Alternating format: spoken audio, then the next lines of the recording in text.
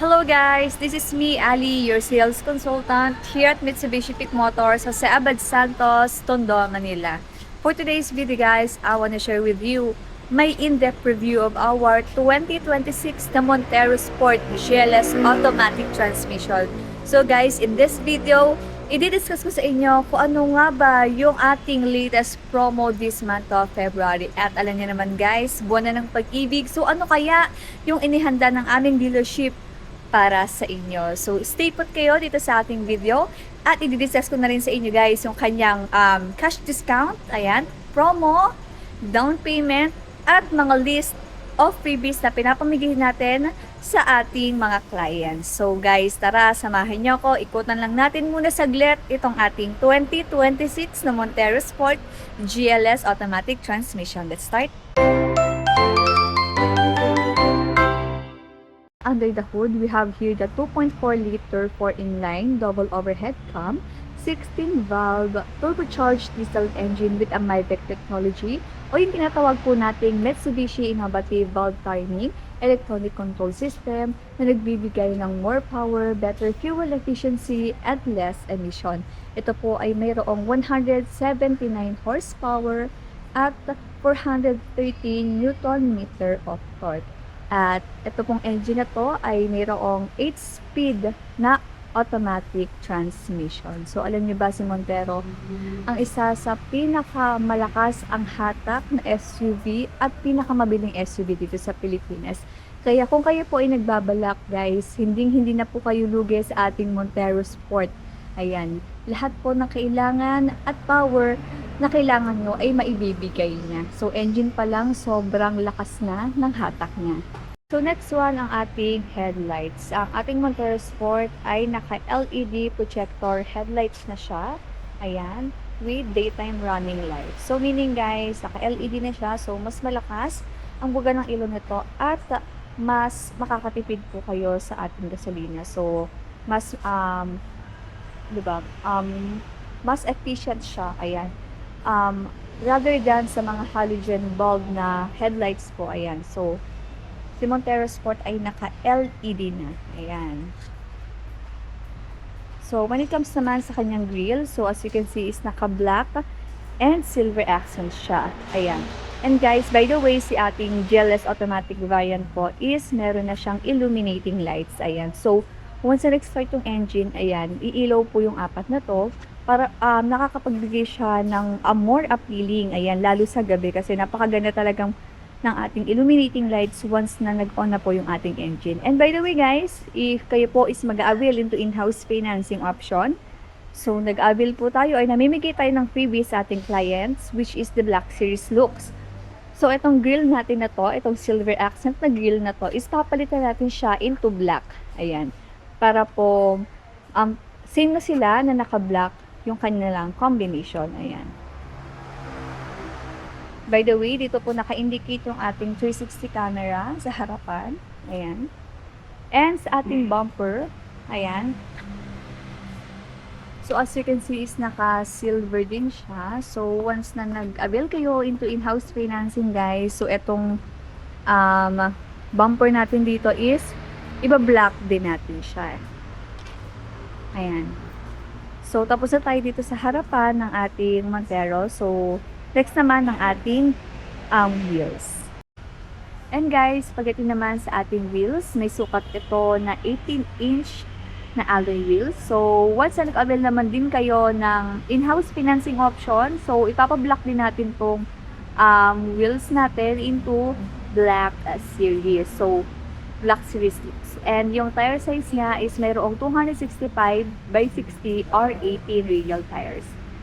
And guys, when it comes naman sa ating suspension, sa ating front area, meron tayong independent double wishbone and coil spring with stabilizer bar. So, itong setup na to is nakakatulong siya para maging smooth yung pag-handle mo at maranasan nyo po yung ride comfort pagdating naman sa mga off-road. Ayan. At pagdating naman guys sa ating rear suspension, meron itong 3-link or multi-link with coil spring and stabilizer bar.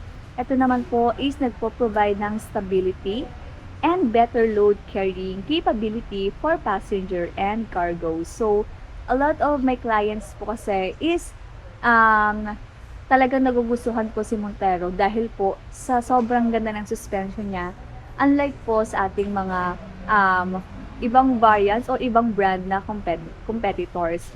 So, marami akong naririnig or mga tawag ito or mga comments na sa mga clients ko na talaga si Montero is isa sa pagdating sa stability or sa suspension is one of the best SUV talaga. So, ayun guys, if ilalaban niyo po si Montero sa mga ibang SUV when it comes to suspension, so si Montero talaga ang isa sa pinaka the best.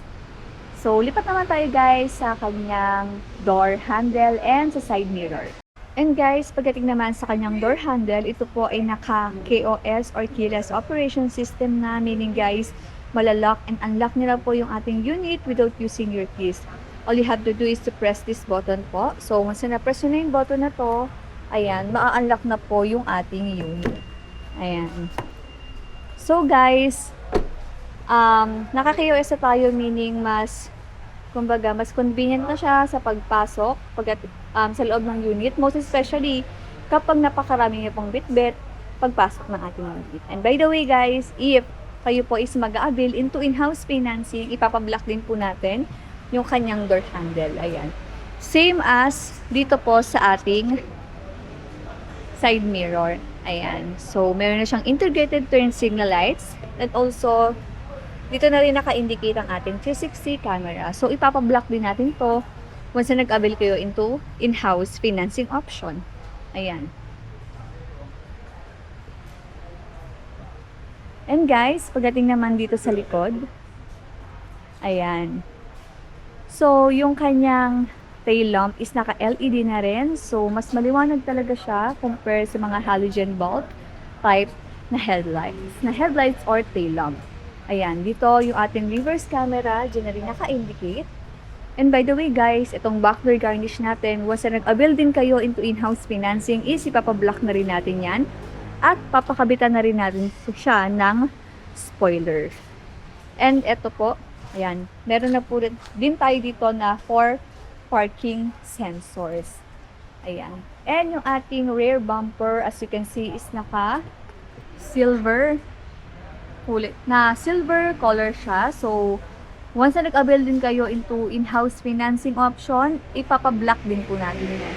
So, in short guys, yung mga binanggit ko pong ipapablock natin, yun po yung tinatawag nating Black Series looks na freebies na pinapamigay natin sa ating mga clients. Even yung spoiler guys, kasama siya sa Black Series option. Pati yung ating fender flare. Ayan. So, papakabitan din natin siya ng fender flare dyan. So, tapos na nating ikutan yung ating exterior guys. So, tara, samahan niyo naman ako ikutan yung ating interior. So, tara po. And yun guys, pagdating naman sa ating interior, sa ating driver area, so as you can see, may naka-indicate na tayo ditong mga soft pads. Ayan, for better comfortability sa ating driver. So, may silver accent tayong makikita dito. Ayan, combination of black and silver accent. Dito naka-indicate yung ating central door lock at yung ating controls sa ating window. Ayan, may side pockets tayo dito para sa mga maliliit na gamit ng ating driver. So, more convenient pagdating sa ating driver area. And guys, dito naman sa ating upuan. So, as you can see, ang ating GLS automatic variant ay leather wrap na siya. So, unlike sa ating Montero na GLX manual transmission na fabric seat material. So, ito is naka-leather na siya. Ayan. So, dito guys, makikita natin yung ating start or stop engine button. Ayan. Ito naman po is yung control sa ating side mirror, parking sonar, and yung ating active stability control. Ayan. So, ano nga ba yung features ng ating active stability control? So, ito pong feature na to is nakakatulong siya to prevent oversteering and understeering, most especially sa madudulas na daan. Alam naman po natin na sa Pilipinas is madalas is maulan. Ayan. So, nakakatulong to para mas stabilize po yung takbo nyo, especially sa mga basa or madudulas na daan. So, mas mapoprotektahan po kayo nito habang kayo po ay nagmamaneho. And guys, sa atin namang steering wheel, so na-tilt and telescopic siya. So, meaning, so once na binaba nyo tong ano na to, button na to is, wait lang, medyo mabigat. Papasok lang ako saglit. So, once na binaba nyo yun, ayan, so, ayan, hihila siya papunta sa inyo, ayan, at pababa, ayan. So, meaning guys, is ma-adjust nyo na yung pagdadrive nyo kung saan kayo mas magiging komportable, ayan. So, open lang natin yung ilaw, medyo madilim na kasi dito guys. So, dito sa left side naman, makikita natin yung ating control sa ating meter cluster at sa ating infotainment system. Sa kanan, nakikita naman natin yung ating cruise control button, yan, voice command and hands-free button. So, ang ating pong cruise control button sa mga hindi nakakaalam, especially sa mga first time na driver dyan, ayan, or sa mga newbie, ang ating pong cruise control button ay ginagamit sa mga expressways lamang po. So, dapat guys is tumatakbo kayo ng 40 km per hour bago nyo siya i-on. So, kapag po tumakbo na kayo ng ganong kabilis, i-on nyo lang siya, pipindutin nyo lang siya. So, once na nag-on na siya, makikita po kayo dito na gantong logo dito. So, ibig sabihin is naka-on na po ang ating cruise control button. Then guys, kung kayo po ay gusto nyo pa pong tumakbo ng mas mabilis or isiset nyo siya, all you have to do is to toggle it up. Itong cancel button na to, itatoggle up nyo lang siya ng ganyan. So once na namit nyo na yung desired speed na gusto nyo, is pwede nyo siyang itoggle down to set. Ayan. And guys, pwede na po kayo mag-focus sa ating manibela. Ayan, pwede na po kayong wag umapak sa ating gas pedal. Pero syempre guys, maging extra careful din po tayo when it comes sa daan. So, safety first pa rin tayo syempre. So, kung hindi niyo pa po kabisado gamitin yung ganitong features, more like, mas okay na, wag niyo na pong siyang gamitin. So, ito lang naman po yung features na to is nakakapagbigay lang po siya ng extra convenient for those drivers na talagang marunong na sa daan. So, paano naman po i-stop kung ayaw nyo na? Kung ayaw nyo na pong gamitin yung ating cruise control button. So, press nyo lang po yung ating cancel. Ayan. So, ma-off na po yung ating cruise control button. So, yun lang po yung simpleng paggamit ng ating cruise control. Ayan. So, lipat naman tayo sa kanyang aircon system. So, si Montero Sport GLS Automatic variant is naka-single zone na auto climate control. So, as you can see guys, may mga button dito sa gilid. Ayan. So, marami kasi nagtatanong, lalo sa mga first time car owner natin na clients, kung ano nga ba yung mga, ibig sabihin ng mga buttons na makikita dito sa ilalim ng ating aircon system. So, umpisahan natin dito sa ating circulation. So, itong circulation natin guys is, lagi niyo siyang i-on para po yung hangin or yung aircon natin is circulate lang siya inside the cabin. So, yung air outside ng ating cabin, hindi na makapasok. Ayan, para lang po ma-circulate sa loob yung lamig at hindi pumasok po yung hangin sa labas ng ating cabin. Ito naman po yung ating rear defogger. So, kapag, yun nga po, for the word itself, defogger, kapag po nagpa-fog or nagmo-moist yung ating salamin, yan. So, nakakatulong to para ma-defog po siya. Ayan. So, once na makita nyo po na parang nagmo-moist na yung salamin ng ating unit, so, pipindutin nyo lang po siya para po nawala yung moist. Same sa ating front defogger. So, dito naman po sa ating mode. Ayan. Ito namang mode natin, guys. Ito naman, kung saan nyo po gusto ibuga yung lamig ng ating air condition. Kung gusto nyo po sa upper area or sa ating sa ating paanan or sa downside area. Ayan.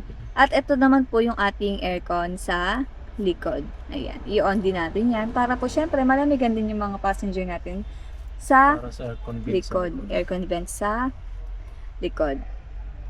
And meron din po tayo ditong outlet na yan, power outlet at mga charging ports na USB.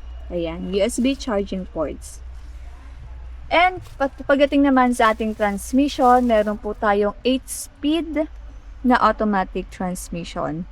Ayan. So, meron po tayo ditong electronic parking brake and auto holds. So, si electronic parking brake, ito po yung nagsisilbi nating manual na naka-electronic. Ano siya guys, para siyang manual na naka-electronic handbrake. Dahil alam niyo naman si ating automatic transmission variant is wala na po tayong traditional na handbrake. So, ito na po siya, si electronic parking brake. And ito naman pong si auto hold, gumagana siya. Kailangan guys is nakasarado lahat ng pinto. Ayan. Tapos is naka seatbelt po tayo bago siya gumana. So, all you have to do is bago po kayo umalis, medyo nyo na siya. Gumagana siya guys sa mga stop and go traffic. Ginawa to para maging convenient kayo guys. Para hindi na masyadong mababad yung paa ninyo sa pag-apak sa ating brake pedal kapag po kayo ay nagsistuck sa traffic. Ayan. Yan, para malesen din po yung ating foot fatigue. So, ito po ang isa sa pinaka-convenient pagdating sa driving, si ating auto hold. Ayan. And guys, meron tayo ditong 2 cups holder. Ayan. At, syempre, meron din po tayo ditong armrest and center console box. So, ayan. Meron tayo dyan console box. Ayan.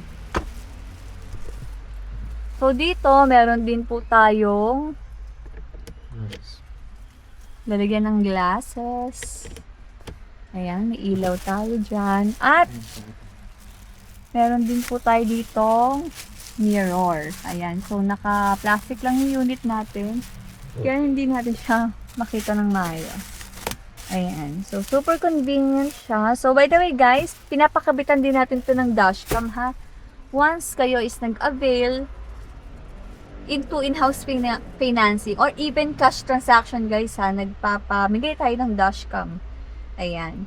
And, guys, sa ating glove box, ayan, meron din glove box, ayan. Para sa mga important documents nyo na kailangan, dito nyo ilalagay.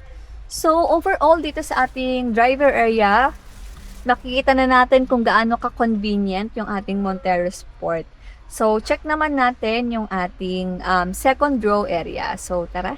So, sa ating second row area, so may pagpasok pa lang makikita na natin itong mga charging ports para sa ating mga second row passengers. So, meron tayo dyang USB and 220 volts na saksakan. Ayan. So, kung working mode kayo habang nasa biyahe, so, no worries dahil ating Montero po ay merong 220 volts or 150 watts. Ayan. So, pakita ko naman sa inyo kung gaano kaluwag yung ating second row if comfort-wise nga ba ang ating Montero. So, guys, dito sa ating second row area, comfort-wise naman siya. So, 5'2" po yung height ko when it comes naman dito po sa ating roof dito sa loob ng ating unit is hindi pa naman ako mauuntog. So, meron pa akong halos isang dangkal na natitira. So, hindi ako mauuntog. Then, pagdating naman sa ating and then guys, sa atin namang legroom, so halos ganyan pa po yung layo dito sa tuhod ko. So, overall naman, kung kasya naman yung malalaking tao dito, comfort-wise pa rin naman sa ating Montero Sport. Ayan. So, dito makikita natin yung mga aircon vents sa gilid. So, pakita lang natin saglit. Ayan. Dito sa side makikita yung ating mga aircon vents. Ayan. So, mas convenient pa rin sa ating mga pasahero. So, Dito, makikita natin yung ilaw. Ayan, dito naman sa ating second row area. So, dito kasi sa ating first row, meron naman. Or sa driver area. So, check naman natin kung paano ba na-fold yung ating second row para makita natin yung third row area. So, tara guys. So, ayan guys, papakita niya sa inyo kung paano nga ba natutupi yung ating second row area. Ayan. So, naka-fold and tumble siya. So, di na kayo mahihirapan kasi automatic na siyang tumitiklop. Ayan. So, sa ating third row area, so, comfort-wise pa rin naman. So, naka-recline yung seats dito sa third row. So, may makikita tayo ditong 2 cups holder. Ayan. And, aircon vent sa gilid din. Ayan. Para mas komportable rin yung mga pasahero natin sa ating mga third row area. Ayan. And check naman natin yung kanyang trunk area. So, quick look sa buong unit, sa interior ng ating unit. Ayan. Diba? So, try natin kung ma-open natin yung trunk area. So, ito yung ating trunk area. So, maluwag siya. Ayan. So, may extra space tayo dito para sa mga gamit na mga basa, or mga extra, mga extra nating mga gamit dito sa likod, pwede natin siyang lagyan. Ayan. So guys, kumbaga guys, natutulak or na fold din yung ating mga mga upuan dito sa ating third row area. So ipapakita niya sa inyo kung paano nga ba na-fold at kung gaano nga ba kaluwag yung interior ng ating Montero Sport GLS Automatic. So, pakita mo naman kung paano na-fold yan. Ayan, pwede siya i-recline, pwede namang hindi. Depende po sa comfortability ng ating mga pasahero sa ating third row area. So, for me, wag na lang siguro i-recline kapag mga long drives. Ayan. So, itong isa para ma-fold. Ayan. Pati itong isa dyan. Ito. Yan. Para ma-fold din. Ayan.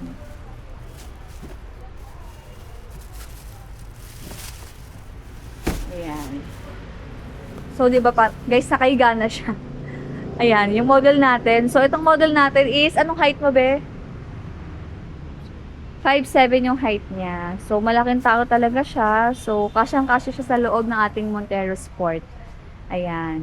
So, pwedeng-pwede talaga pang pamilya or even for cargo use yung ating Montero Sport GLS Automatic. So, tara guys, discuss ko naman sa inyo yung kanyang promo this month of February. And there you have it guys. Tapos na po nating ikutan yung ating 2026 Montero Sport GLS Automatic. So, i-discuss ko naman sa inyo yung kanyang promo this month of February. So, start tayo sa mga gustong mag-apply into in-house financing. So, for our Montero Sport, meron po tayong 50,000 down payment na lang guys, plus may free 1 month amortization na lang tayo, or may free 1 month amortization pa. Ayan. And yung kanyang monthly amortization is nasa around 39,000. So, ano nga ba yung mga pinapamigay nating freebies once na nag-avail kayo into in-house financing? So, pwede kayong mamili kung gusto niyo pong ipa-upgrade yung inyong unit into Black Series looks, or meron din naman po tayong option 2 o yung mga ibang freebies na gusto niyo lang ikabit sa inyong unit. So, ano-ano nga ba yung naka-indicate sa ating Black Series looks?